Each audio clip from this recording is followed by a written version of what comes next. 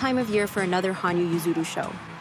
Echoes of Life, the third chapter in the Olympic champion figure skaters' ice story saga. It was premiere at the Saitama Super Arena on Saturday, 7th December, Hanyu's 30th birthday.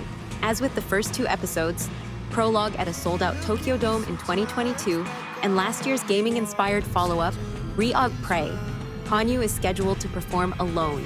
He is collaborating with producer-choreographer Mikiko, who will oversee the direction. Yes, he may not look like it, but Hanyu Yuzuru is actually 30. I thought to myself, wow, I'm 30. Hanyu told reporters on Saturday, his birthday, after performing the opening show of Echoes of Life to a sellout crowd of 14,000 at Saitama Super Arena. It hasn't completely sunk in, but the 30 I thought of when I was a kid and actually being 30 now is completely different. Physically, mentally. I feel like I still have a lot to offer, can keep going. Echoes of Life is the third chapter in Hanyu's ice story saga, which he has acted alone, following Gift in 2022 and Re-Prey last year. Still appearing not much different to when he quit competitive skating 2 years ago, the two-time Olympic champion performed for close to 3 hours as his faithful shrieked in overwhelming bliss on this night, when they sang him happy birthday during the encore. Hanyu said he has a completely different perception of age now that he has entered the third decade of his life. I used to think 30 meant old man, but having lived in the now to the fullest, 30 looks different to me, he said.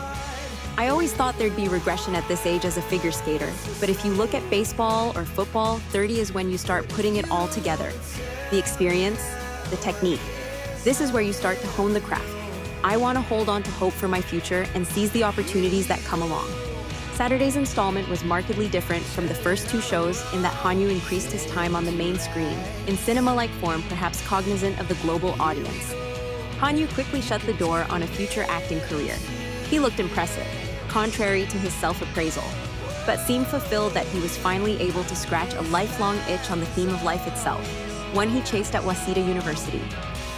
I've been in a movie once before, and I just thought I wasn't made for it, he said.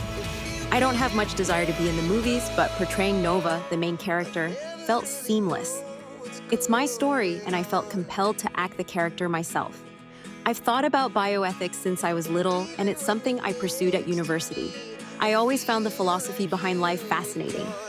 There was a lot swirling in my head, and I studied the thought process, the theory of it all. In times like these, I wanted to produce a performance that might help people find their meaning of life, which led to Echoes of Life. In Echoes, we ask about the future, the past. I think the future is much, much brighter than I expect.